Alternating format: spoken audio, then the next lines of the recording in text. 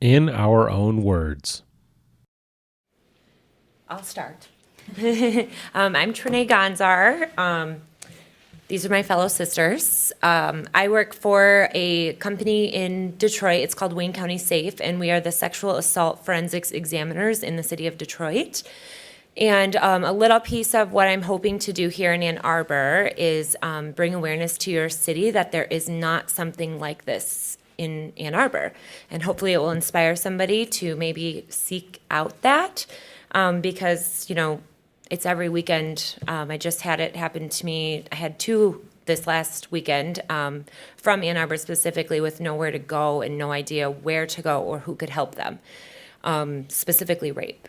So what we do at Wayne County Safe, we're the forensics examiners, and we process all of the rape kits in the city of Detroit. So if you are raped and you go to the hospital, they call in our SANE nurses, and our SANE nurses go in and actually process the rape kit. So we send our advocates in and our SANE nurse, and we walk them through the entire process of the kit as well as the aftermath. So our service is a free service. So all of our funding comes from either federal grants or unrestricted dollars from private donors. So if you're interested in anything that we're doing, I have information for you. But we'd really like to see our model replicated in other cities. So if you're familiar with the untested rape kits that happened in Detroit, our organization worked with Kim Worthy to process the rape kits. So that's our side of the forensic piece. So, but what we try to do is make sure every survivor feels safe and heard anywhere in their journey, whether it was 20 minutes ago to 30 years ago. We do not give them a cap of our services. So hopefully this will inspire someone in your community to go out in search of something like this and bring the awareness to Ann Arbor. And with that being said, I think what we bring to the table is an important subject, but also if we help one today, we've done our job. So we come as an army, usually. We're little, but we're mighty. And, like I said, if this helps one person, then we can all leave here feeling like we've done our job. So I will start our discussion. This is Jessica Smith. I was going to suggest just maybe giving like a rough introduction of yourself as we go down, just that way they can kind of have an idea, and then I'll start asking some questions. Yeah, so I'm Jessica Smith. I currently work for the Michigan Department of Education. I am the founder of our Facebook page, Me Too MSU, which started just about the time that we were in court to try and be a source of inspiration and information for people about the case, about our stories, but more importantly, how to impact the community and to not only be knowledgeable about what did happen, but how to move forward in a way that helps other people and then in turn helps us. So, yeah. My name is Christina Barba, and I'm a physical therapist. I'm also a mom of 4, and so, yeah, it's a little bit chaotic, but it's interesting as moms ourselves, how important it is to communicate with the community and to educate parents and kids about how to keep themselves safe, what kinds of red flags to look for that were missed for us so that it doesn't happen again. I'm Larissa Boyce, and I have 4 kids also, so I am the CEO of my house. I keep everyone alive, barely. And I, as far as we know, I'm the first person in the Larry Nassar case to have told an adult about it back in 1997. So and I'm involved in court stuff now with that, but definitely love the Army that we have and the sisterhood that we have. Awesome. Yes, we are strong. I guess for the first question, because I think people are curious as far as the impact that we've had as a whole, but also the impact within ourselves. So the impact of speaking, like what kind of impact did that have on you as far as actually coming forward and deciding to speak in court? Because I know that that's a little bit different for all of us. Starting with you, Ms. Jess. Yeah, so I actually initially was not planning to speak in court. I I was abused when I was 17, and I'm a very happy-go-lucky person that I've spent a long time, even still now, convincing myself that, convincing everyone else and myself that it's okay and I'm okay. So I decided that, I was already out public by then, but the thought of standing in court, I'm not sure if, I never processed that emotion, but what I did do is say, I want to feel important in writing to the judge. So I wrote a letter to the judge thinking that I needed her to hear what I had to say. And then I heard my sister survivor stand up and speak, and I was like, oh, I need to add this to my story and add this, like all these things that I thought of that I realized that I had felt or understood for the first time. And, so I added more and more, and I realized that I wanted to speak because I thought that Larry needed to hear it. And looking back, I know that I needed to do it because I needed to hear myself say it. And that's a very unique position, is to hear yourself say something is sometimes the first time you realize that it's true and how much that has impacted your life and the people around you. So I'm very thankful for my sister survivors who were the first ones to stand up, because being first is very hard. And I think that that's the difference for all of the other cases that we're trying to help and prevent, that someone has to do that. Yeah. So, yeah. I think my story is a little unique in that case because I'm probably one of the earliest girls to have been assaulted by Larry Nassar. I was around 14. But my story's different in that I did not realize until this year, January. Like January 16th, I read an article in ESPN, and it was like, I just told my therapist this week, it's like in The Matrix when Neo takes the red pill. Like everything I thought was true about the world, I had to realize that my whole childhood wasn't what I thought it was. And so I'm sorry, this is my alarm to remember to put my kids to sleep on time. The things that don't go away. Yeah. So I realized January 16th that just the sentencing was just beginning. And so then I'm listening to all these women with tears rolling down my face for days, going, oh my gosh, this, like, that realization of this is my story too. And so it took me a few days. One of the ones I remember impacting me the most was Trinea's story. She was speaking because we have a lot of similarities. And so I started reaching out. I've never had a lawyer before. I'm calling the AG's office. I have no idea what I'm doing. Who do I talk to? I didn't know what to do. But 1 week later, I was standing in the court looking at Larry and Judge Aquilina. And I think, like Jessica said, I needed to say it for myself so that I could even process that it was a real thing. Like, it's been hard in a lot of ways because the case is so public. It kind of never goes away. We can't forget about it. And yeah, just really important for my own healing process to be able to like verbally express this is the truth of what happened. Yeah, and for me, I had been public almost from the beginning. I came public with my story, I think in February of 2017, February or Marchish. And so I had started that process back then, and the reason I came forward was because I thought, if I don't do it, who will? And so I just thought for my kids, I needed to be that example for them, and I wanted to see change happen, and the only way I was going to see the change happen was if I took this first step forward. And during sentencing, I knew that I wanted to talk to Larry because I wanted him to hear my words, and I wanted it to be part of the healing process for me, and kind of like taking back my power that he had over me, taking back that 16-year-old girl that was abused, that he ripped from me, speaking to him, being able to tell him how I felt and what had happened. It really started to give me that healing and the power and my voice back, really. So that was pretty much how sentencing, when I gave my statement, that's how I felt. So to my own question, my story, like all of our stories are very similar, yet nothing alike. Jessica's a dancer. Christina actually is a former teammate of mine. She was a little older. and wiser and more beautiful. But she was a teammate of mine, and so I remember her with pigtails. And for me, my abuse started when I was 8. So I did not have any idea that this was a wrong treatment. I think when you go to the doctor and you get tested for strep throat, every single time they swab your throat and they send you home with a specific medication, you take it as you're told and you get better. My heels got better, my ankles got better, my wrists got better, my shoulder got better, everything else got better except for my lower back and my hip. But I never questioned the treatment because I thought that there was intention and I just really messed up my back.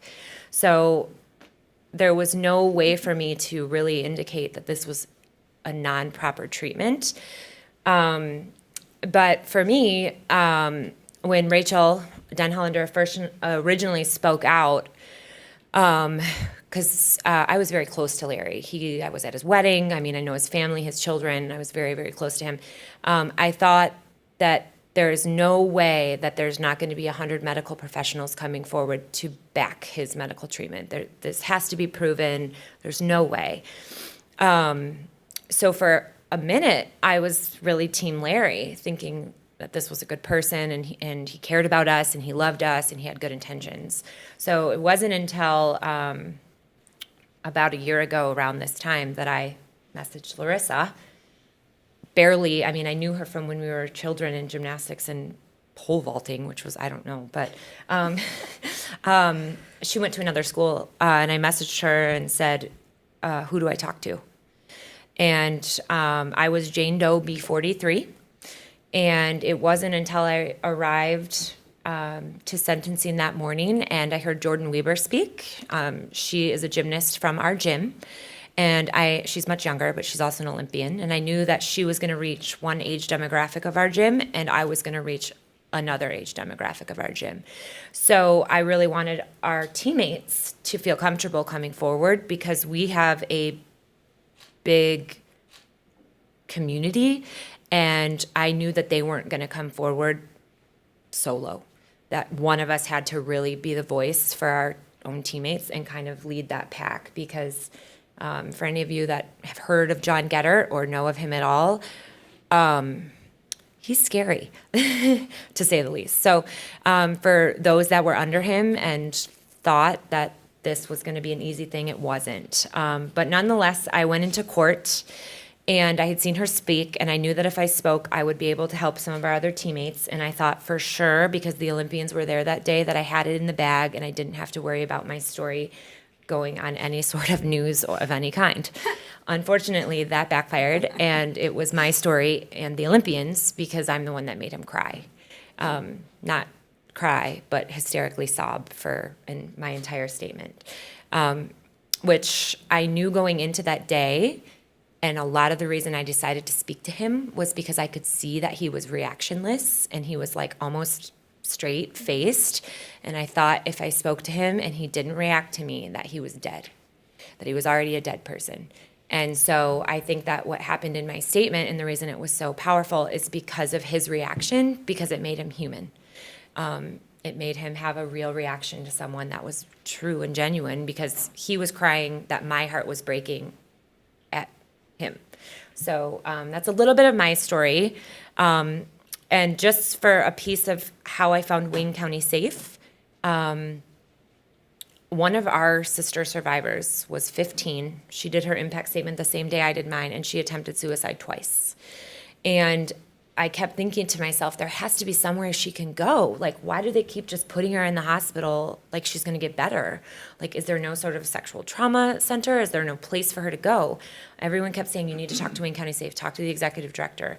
So I reached out to her and found out that there's minimal sexual trauma centers in the city or in the country, and where we could send her. So that's kind of how my life has changed in a really short amount of time.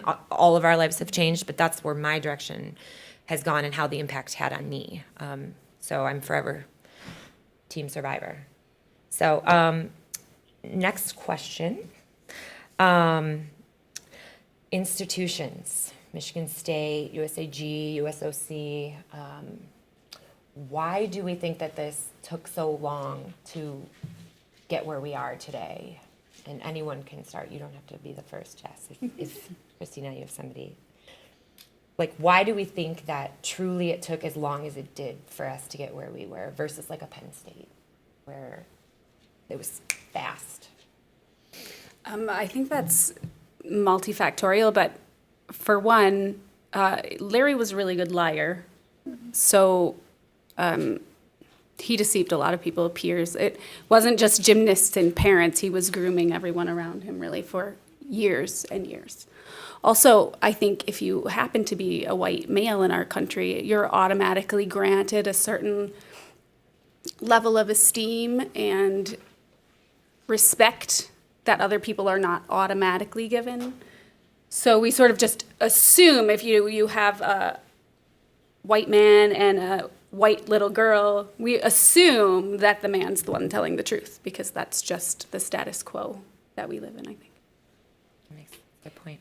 Yeah, and I think, yes, Larry had fooled so many people and groomed so many people, but I think when people heard, or how many people were told over the years, I think when they were told, they refused to believe it, because that would mean that their friend had this deep, dark secret, and it was too hard for them to even acknowledge that that could be happening, even though they were specifically told that it was happening. In my case, for example, I specifically told exactly what was happening to my coach, and she didn't believe me. She said I must be misunderstanding, and then instead of even notifying my parents, she told Larry Nassar that I had complained about it. So that just gave him more power. It empowered him and showed him that he could get away with it, that adults were going to listen to him and not the kids. And I think that's why he just got more bold and more bold and more bold as the years went on, because he kept getting away with it. Yeah, I think with that too, like as adults looking at ourselves separate from children, think of someone that you work with or someone that you say I love you to. You know, if someone told you something that just astounded you about that person, would you believe that? Would you immediately believe that and say, okay, this child? You know, we like to think that we would do that. I actually recently just resigned from a job. I had to call CPS on my boss, who is one of my best friends for the last few years. And something was going on right in front of me for 2 years in the midst of all of this. And, you know, we like to think that because there's so many of us, we can all look back and say that we would do this and we would do that. But, you know, you have to look at, of course, trusting your gut instinct with things, but also, you know, recognizing that children are in a very different place than adults. Adults, it's hard to be vulnerable, and children speak their mind very fluently, which is amazing, and really listening to them and not putting any sort of reputation or friendship or job or money or fame against the well-being of a child is very important. I know that my job was not more important than the comfort level of my children, and I resigned. And I feel very powerful and strong doing that. And part of me, you know, initially was like, well, gosh, I can't leave. Like, you know, I need to be a role model for these children. But I think the best role model that we can be is saying, no, this isn't going to happen anymore, and standing up for what you believe in. Yeah. I think you don't become the Olympic team doctor because you tape an ankle well.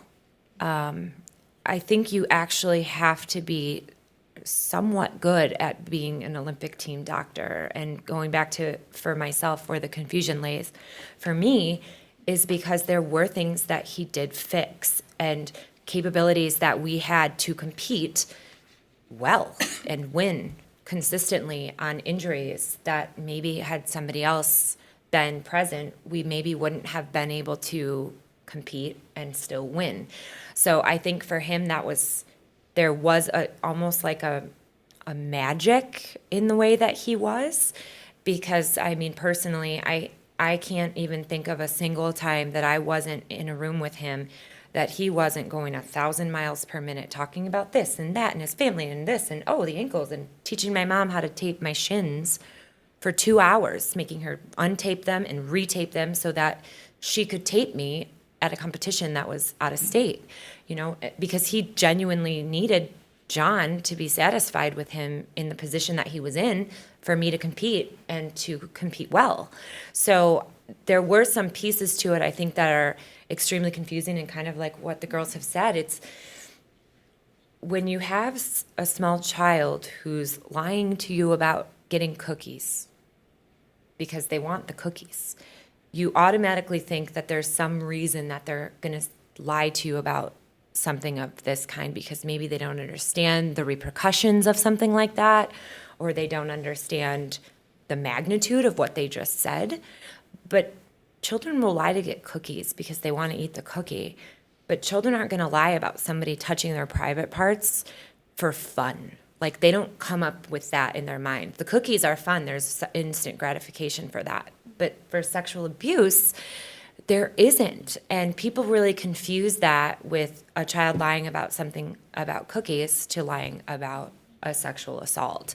And, with my job of these rape kits, we learned there were 900 serial rapists of these 11,000 rape kits. So it's a national database, and what was happening is they were dinging all over the country for different sexual assaults that this one person did throughout the state and had been reported.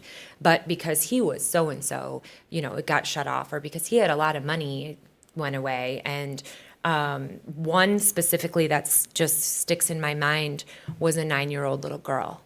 And her test was done, and then it was not pushed forward. And when the tests did get done, there were 2 DNAs in her rape kit. And the second DNA was her father. So at 18, when these happened, she had probably been being raped for 10 years and talked out of having her kit tested because it was her father.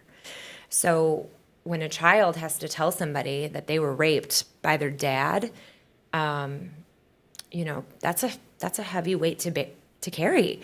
So just consider that when you, or if you ever have somebody that has a little child talking about this. Unfortunately, I hate saying that because I don't want to be like the bearer of negativity and don't trust anybody, but don't trust anybody. I don't take the word of your friend over the 9-year-old, unfortunately. So moving on. Yeah. I think that's one of the biggest things, too, for institutions, for us as people who are a part of institutions. We need to educate ourselves on what it looks like to see a child that's being groomed, what it looks like to see the red flags, and how to respond when a child comes to you. Not put them under the, interrogation, but take them for what they said and report it. It can be that simple. Just take what they say and report it, and leave it in the hands of the professionals. And, I think that it's also important. I'm a child development and education major, and, to remember what it was like when you may be 9 years old. What kind of TV shows did you watch? Did you know how to make toast? Do you know what I mean? Things that are so simple to us now that, we forget that, children are not little adults. Their lives are so very different than ours, that, psychology says that if Trinea is going to take a test and I'm special to her and I give you this very special pen, so you're going to do well, she may actually do better because she believes in that so much. Yeah. That's how children think.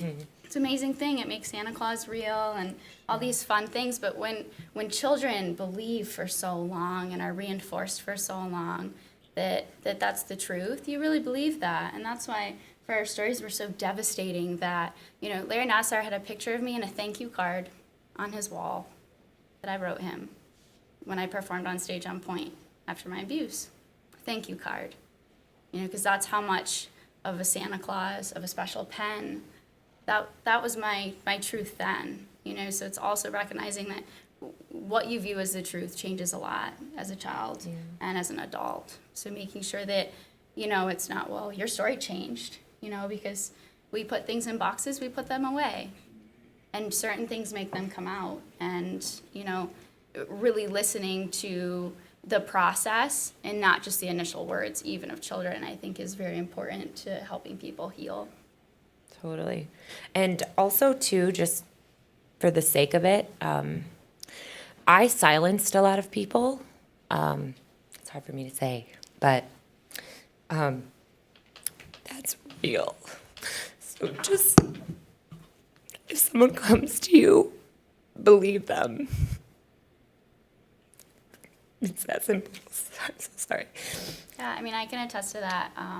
I know in high school, my cousin, who I was very close with, came to me and told me that she was raped, and came to, you know, a group of us that were really close, and it was someone who we thought she wanted to be her boyfriend, and, you know, she ended up having a child with this man, and she didn't talk to us for 5 years. She made up all of these bad things about us, and I never understood why, and I think it's because she knew that I didn't really believe her in that time. Mm-hmm. And Well- I was a young woman, you know, like, Yeah.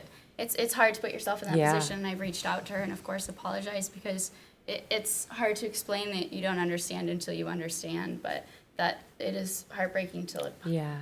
I mean, I had so many teammates come to me, and I know I'm a little bit of, I was essentially like a practice body, I mean, along with all of us, but they came to me and said, I think Larry did something bad to me. And I said, well, what did he do? And they explained to me he did the treatment, and I'm like, oh, you're fine. He does it to me all the time. You're good. So, I mean, I have a handful of teammates and people that I know that said that to me, and I literally was the first person that they said this to, and I silenced them, like dead stop. And I think that if there's like nothing that makes me cry, it's that. It's knowing that they could have stopped this, but I silenced them. So just also keep that in mind if you're the first person that somebody does come to you for. You're very close to the most important person, and I'm sorry for you to be put in that situation, but that's how important you as that person is. So moving on. Next question. So media.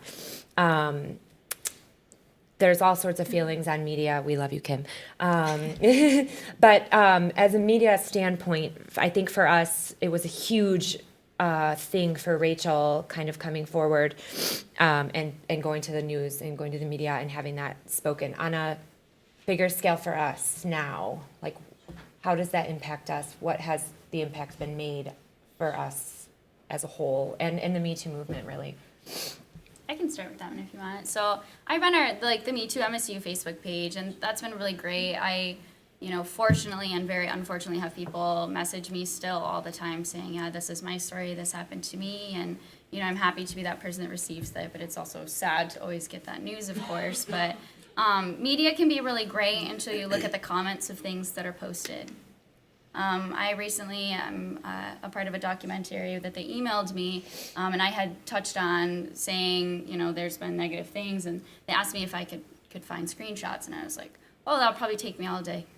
It took me about 3 minutes to have 20 pictures of things. Gosh, I've really read them and then pushed them way out of my mind because they were just shocking of the jokes, the just absolutely ridiculous things that people say, and it's sad because the precedent that sets that, I hope nothing happens to their daughter or their friends, because I know that it's hard enough to go to your friends that support and love you and are openly sharing things. Couldn't imagine what it would be like to be trying, that's your person you would go to, so go ahead. I feel like for society, the media coverage has been amazing. I was telling somebody recently, to be able to have conversations like this in the public sphere about sexual assault, this is literally the first time in history that these conversations are happening like this, publicly, out in the open, that I think for all of us to come forward, it was in part for our own healing and in part because we want to make sure that this does not happen. And so I think it's been so empowering to be able to be the ones to say, okay, for the perpetrators, we see you and this is not okay in any way. And for survivors, we're here and we believe you and you can have the courage to come forward and be believed.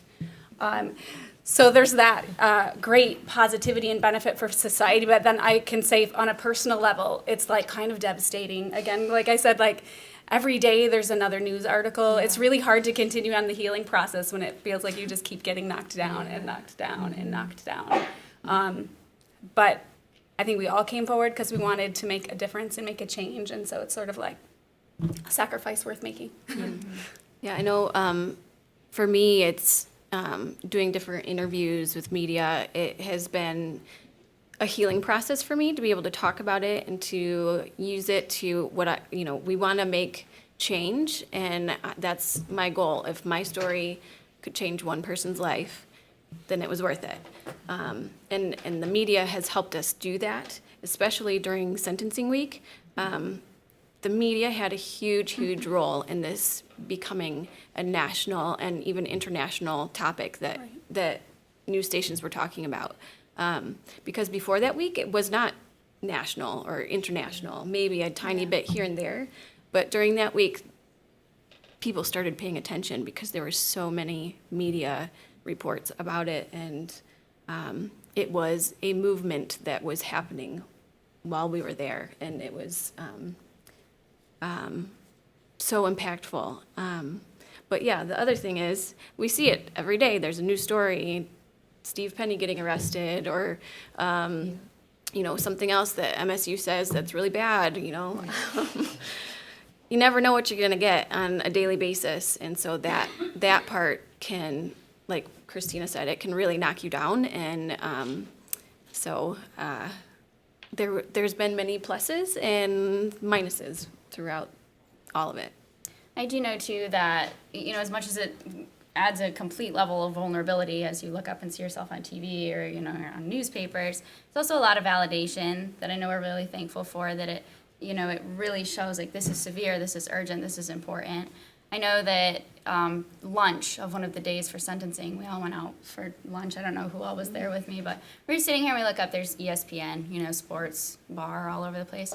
And I look up, there's me on ESPN and my mom, and I was like, part of me was like, cool, I'm on ESPN. And then I was like, oh, I'm on ESPN. Like, it was a very strange thing. And so we're all pointing, we're like, hey, can you turn this up? Looking at the TV. And there was a booth full of gentlemen eating their lunch who paid for our entire meal after realizing that was us, and just came and extended so much gratitude for feeling that their daughters are in a different world now. And gosh, I was just a mess, as I'm eating the food I was so thankful for, and reaching people, whether it's seeing it on whatever news platform, is really amazing. Yeah. Before I'll finish here and then you can take over. I think I went to school for journalism, so I studied that. And I think that there's a hard thing when you see murders happening every day in your community, and that's really hard to watch. But I think for what media does, it really does shine a light on the truth, whether that's good or bad. And whether it's sexual assault, like in our case, this is just finally really opening a can of worms that has been so dark for so long, and so many people have been abused because of that this is finally now shining a light in a space that needs to have light on it. So as hard as it is for us to kind of be the soldiers in that space, where we just have to wake up every single day and see either our faces or his face, I mean, it does get daunting because it gets old. I mean, I get sick of seeing his face. Even my face, I get sick of seeing my face. But,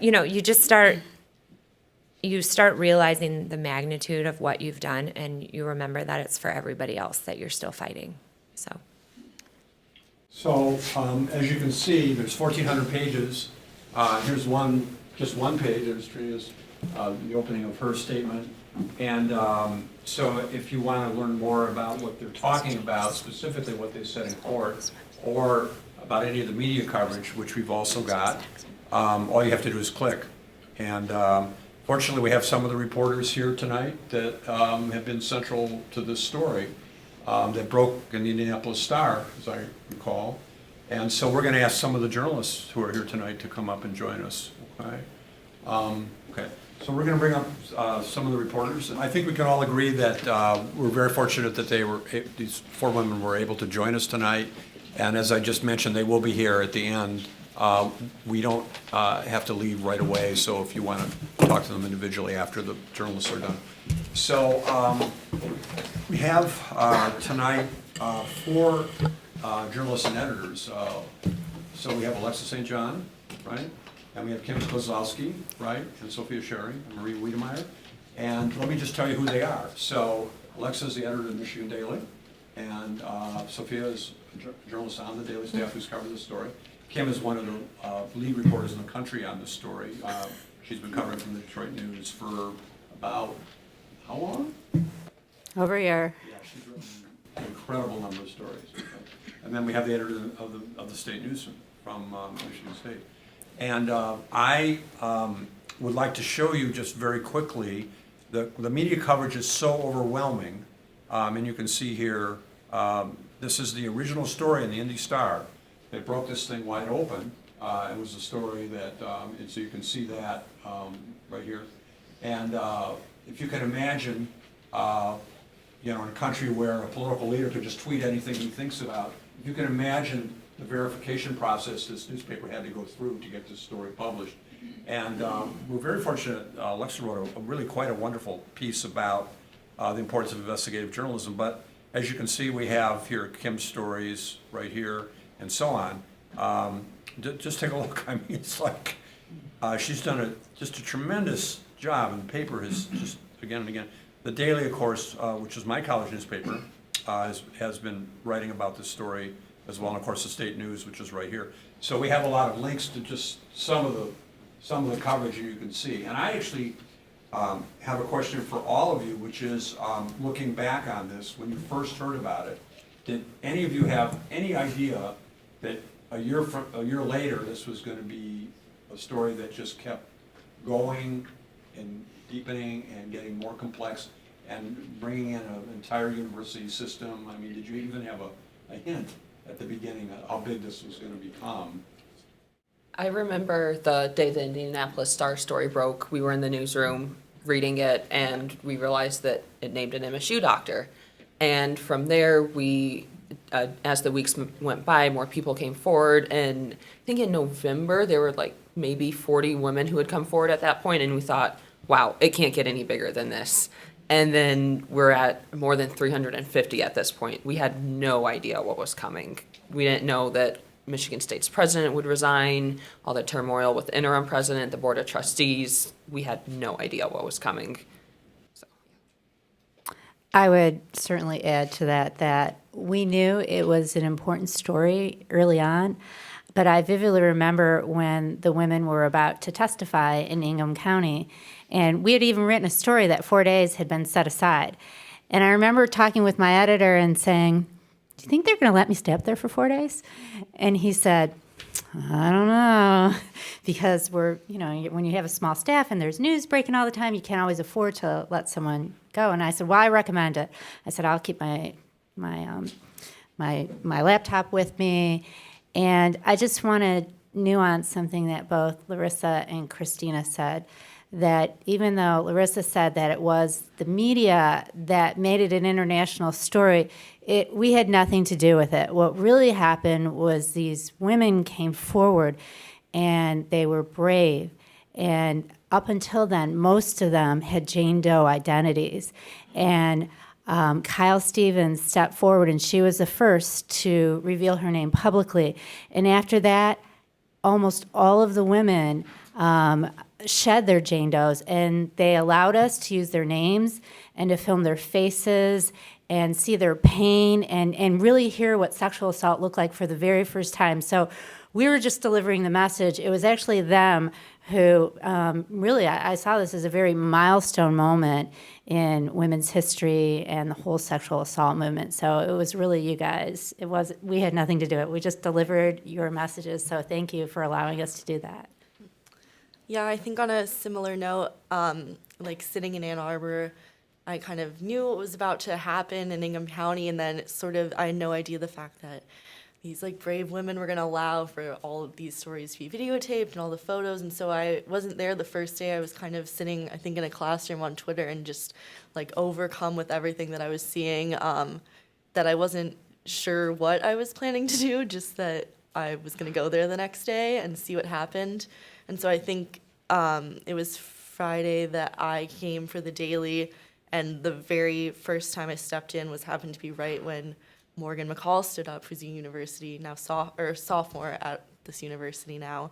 And I was just, that moment, it kind of hit me that even though MSU was so close to us, like, oh my goodness, this young girl has probably been sitting in lectures with me, dealing with this whole ongoing process. This is impacting like so far beyond this, and I had no idea. And still to this day, she's still such a huge figure on our campus, talking about it on a weekly basis. So, yeah.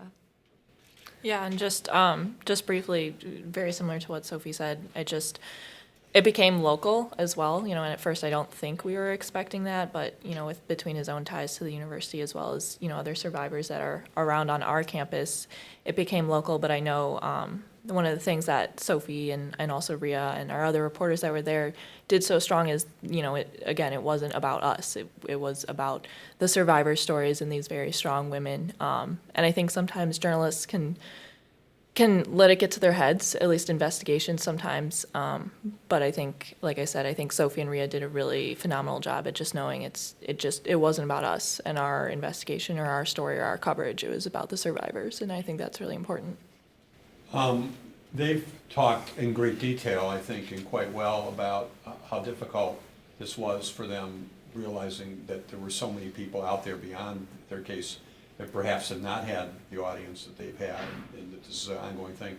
Do you have any sense of that? Do you feel like the problem on campus is now that it's coming out more? Do you think that the extent of the problem is wider than you imagined when you first heard about this? What's been the fallout? Yeah, the fallout's been enormous on campus. Like I said earlier, our president resigned. There's been protests basically since day one that all this broke against it.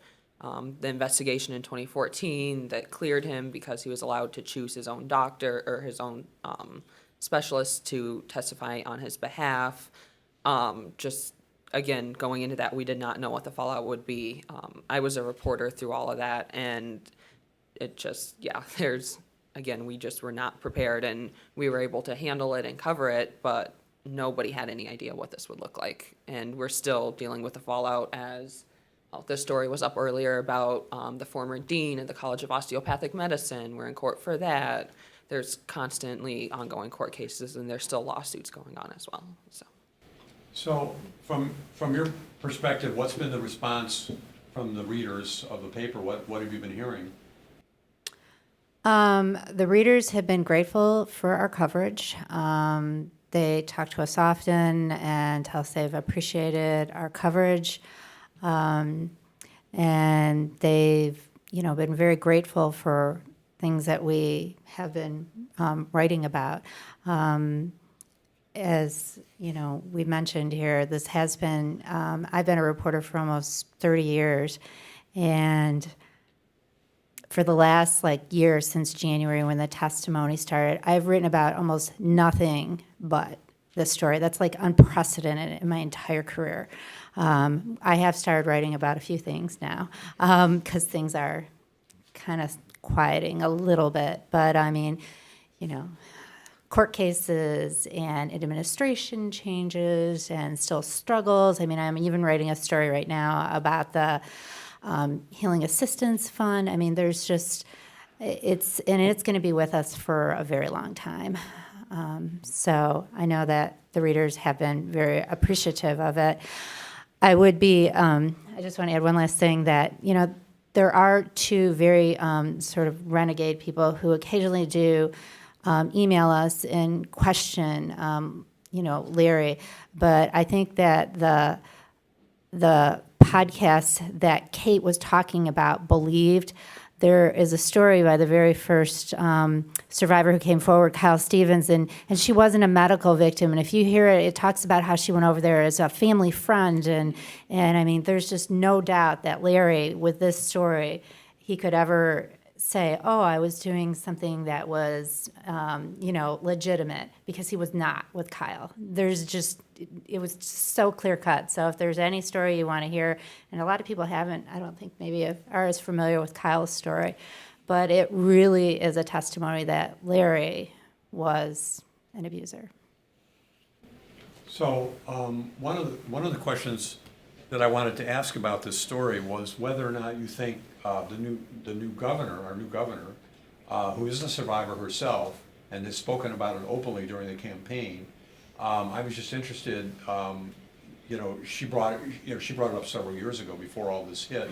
Do you think it's going to make any kind of a difference in the state that we have a governor who's openly talking about being our current governor, his wife has been very outspoken on this subject, but do you think it makes a difference that we have a survivor in the governor's office now? I was wondering if you think that has, I certainly think it'll have an impact on overall culture, but I think certainly speaking from the perspective of someone who's covering a university campus, and at least in this state, the power that has, I think like there's very little that our outside government will have on the overall governing bodies of like the powerful state universities that MSU and the University of Michigan are, which is still scary. And there's still constantly things that we run into and trying to, I think in terms of the fallout of the story on this local Ann Arbor area is kind of, and again, I speak to Morgan a lot, so I'll reference her, but I mean, she will point out like, it's just that people came forward at MSU, like I'm certain things are happening here. And there's always that scary note, and it's such a powerful and protected place and so hard to speak to anyone who's, I know when this story came, we tried to speak with just our own gymnastics coach here, and we were told that we could come watch a practice instead, that we weren't allowed to interview her by ourselves. And so I think on those terms, there's so many other powerful institutions here that not be impacted by the change of hand at the top of the state. Well, I know, Alexa, that you've had a lot of stories in the paper, not about this case, but are related to it. Would you like to talk a little bit about some of the recent stories that I've been reading, appearing in the Daily? Sure.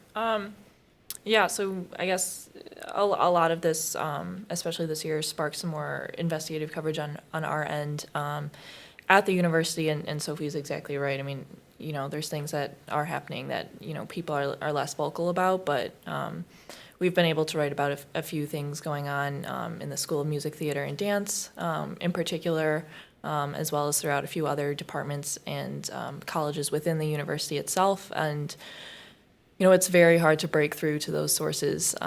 Universities are very protective of themselves and of their reputations, and of course that's their job. But at the end of the day, these things aren't just happening at state. They aren't just happening at, Penn State or whatever. They're happening here too, and we've been really trying to dive deep into that.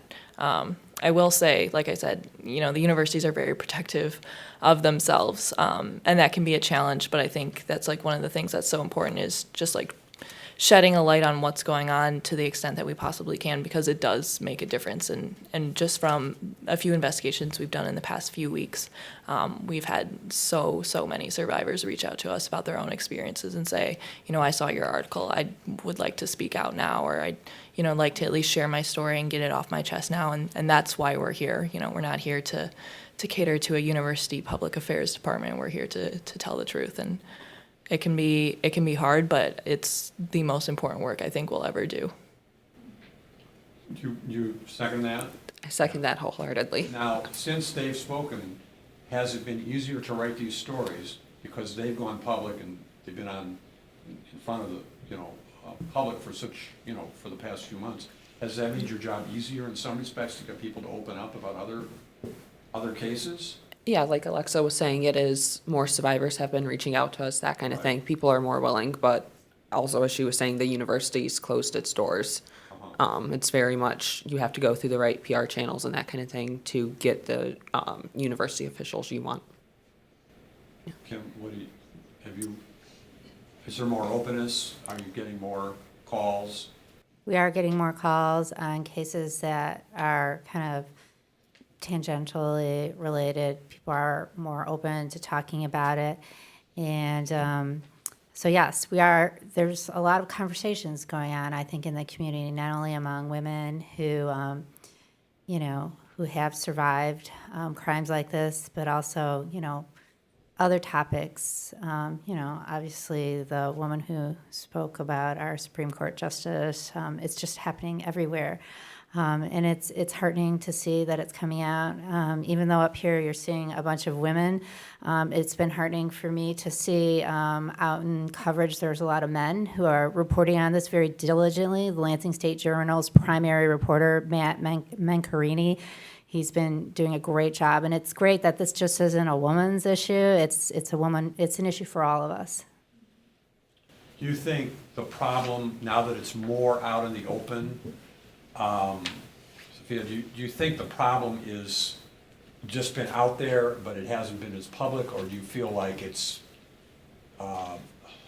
where are we at in terms of, is it a worsening problem from your perspective? I mean, in my perspective, no. I think it's just like due to like brave stories like this, people are slightly more comfortable coming forward, or at least we're doing a better job in these creating spaces where people feel safe coming forward. But I think certainly if you looked at statistics or numbers, I don't think it's gotten progressively worse in these spaces. It's not, yeah, it's, okay. Would you agree, Alexa? Do you think, yeah? Yeah, no, I definitely agree. I think the same institutional issues have just always been there. It's just now we're just barely breaking the surface of all of the underlying issues. Well, on that note, Natalie, would you like to come up here? We just happen to have Natalie Rogers here, and she is the head of Reclaim MSU, and she's going to talk a little bit about the institutional response and a little bit about what's going on. First, I just wanted to say, thank you to the survivors for speaking out and empowering one another and really just being the trailblazers in bringing these issues to the forefront and empowering other people to come forward with their story. And it's been a hard year for everybody who's affected by this, but thinking about the future and what this means for everybody now that you all have come forward is a powerful and motivating thought. So thank you for everything that you've done. And so kind of a theme that I've heard tonight that has come up from a lot of people who have been speaking is kind of the role of institutions in how this is perpetuated. And a big part of what the survivors were speaking to is kind of individual interactions when someone comes forward. But another part of that story is institutions and how they react in these kind of spaces. Because what we know is that what happened at MSU is not, unfortunately, it's not an isolated incident of just one evil person. It's an institutional issue that we've seen recently happened in California and is happening in other universities across the country. So back in January, when everything started coming out and when the testimonies were out, MSU's campus was just, it was like time stopped. It was just, we just went into a crisis mode. And then hundreds of us came out on the streets and we spoke out for the survivors, with the survivors, just kind of trying to understand what was happening in our community and to really start putting pressure on the leaders of the university who sort of acted like everything that was going on wasn't really a big deal. Like it wasn't an institutional issue. Kind of immediately we saw the president at the time, Luanna K. Simon, sort of deny that it was a big deal. She just said, nope, it was just one evil man, he's gone, it's out, it's over. And the board just, they collected around her immediately. And then once we took to the streets and once the survivors continued to share their stories, we eventually got Luanna K. Simon to step down. And then unfortunately, power does what power does, and it just recreated the same thing, and we got stuck with John Engler. And that's been quite the ride, yeah. So when we talk about how these things sort of manifest in institutions, especially in universities, especially Big Ten universities who have a lot on the line with athletics, they want to protect their image. They want to pretend like everything is fine all the time. So they're so willing to look the other way or to deny what's really going on to protect their image. And a lot of that was happening at MSU, and I'm sure a lot of that's happening at other universities around the country. So there's always been problems at MSU with the leadership, and what happened just really exposed this huge rift between the MSU community and the people who make up this truly amazing place and the leaders of this place, who are ultimately, their primary concern is the university's image and how much money it can bring in. So when this was going on, that giant rift was just totally exposed.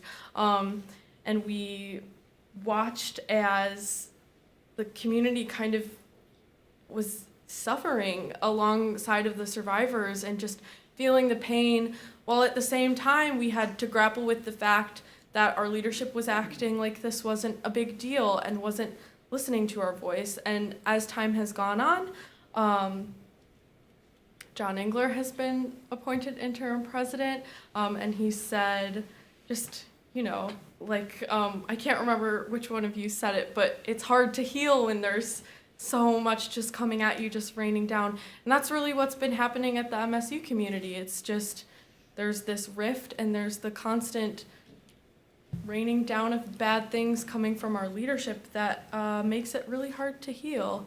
And so, yeah, it's a hard time for all of us. But as a community, what was really amazing that kind of happened was the formation of this group that I'm involved with, Reclaim MSU. So basically, what happened was the only trustee who was willing to listen to anything that the community had to say was Brian Masalam. And he had a town hall that he put together, I think after Luanna K. Simon resigned, but before John Engler was appointed interim president. And I remember specifically sitting in this forum and just listening as everybody just like poured their hearts out to Trustee Masalam and talked about how what was going on was affecting them and how they, as survivors of assault on campus, were feeling, completely separate from what happened with Larry Nassar, but what happened to them in their own experience, and how everything that was going on was so re-traumatizing to them because they had already known that the institution didn't really care about what happened to them, but now they're seeing it still doesn't happen when it happens to other people and it's on national media. So it was really hard to watch all of these people kind of pour their hearts out to essentially like a brick wall, like someone who didn't really care. So a few days later, we decided that the best way to move forward was to organize. So we got students, staff, faculty, alumni all together in this room, and we just said, what's the best way to move forward? How can we move forward? How can we work together as a community to be stronger than our administration and to tell them what we really want to be hearing from them? So we ended up forming Reclaim MSU. And Reclaim MSU is an organization, it's technically like a coalition or alliance of students, staff, faculty, and alumni at MSU who are on campus advocating for increased transparency, accountability, and shared governance on campus. And we think that increasing those things, even though at the surface they don't really seem connected to instances of sexual assault on campus, but really play a huge role in how these things tend to get silenced. So if the people at the top are disconnected from these issues and they care, and they care about their image so much, they're not going to be accountable to the people who are coming forward, and it's okay for them to not be transparent about these issues because they're protecting the image, and they're not accountable to the people who are really affected. So ultimately, institutions really do play a huge role in how accountable they are and how transparent they are. Has a lot to do with how these instances kind of manifest themselves and how they're dealt with at an institutional level. So Reclaim MSU, since we've been formed, has been advocating for some policy changes within the university. that would essentially increase accountability and transparency through changes to the Board of Trustees. Ultimately, our goal is to change the Michigan Constitution to put 2 faculty and 2 students on the Michigan State Board of Trustees, and that would also, by changing the Constitution, affect Wayne State and U of M as well, putting 2 students and 2 faculty on the Board of Trustees there, which sounds like a crazy thing to do, but actually really isn't. In fact, U of M and MSU are one of the only Big Ten schools that don't have any sort of student or faculty participation on their Board of Trustees, and nationally there is a growing trend in universities to include students and faculty, on their boards. So we're really kind of behind the curve in that. And again, we see the institutional impacts of that in that we have universities with amazing people on the ground doing amazing work, and leadership that is extremely disconnected from that and not sort of out to look for the best interests of the community. And so yeah, we're a group, we're small, but we've been kind of mighty in spreading our message. And yeah, hopefully as time goes on, there's been small changes, and it definitely looks good going forward with getting people on the board who really do care about the community. We had an election on Tuesday, and Kelly T-Bay and Brianna Scott were elected to the Board of Trustees at MSU, and they're just 2 amazing women who really, who are down on the ground talking to the community and really care about preventing instances of sexual assault and relationship violence. And 2, hopefully soon we'll have a president who is also committed to this, because while culture change is kind of this broad community-led kind of thing, you do also have to account for the people at the top, and those people do have to be saying certain things in line with that movement, in order to have broad cultural changes. So hopefully soon we'll usher in some new leadership that'll just kind of help further the movement and uplift the voices of everybody who's come forward in the last year. In almost all cases like this, the person who's been abused is telling the truth. It's very rare that that's not the case. So it's just amazing that you took that final step to just come out together and become the face for so many people who didn't have the opportunity you had. So I think we need to really thank these women. This program was recorded on November 8th, 2018 at the Ann Arbor District Library.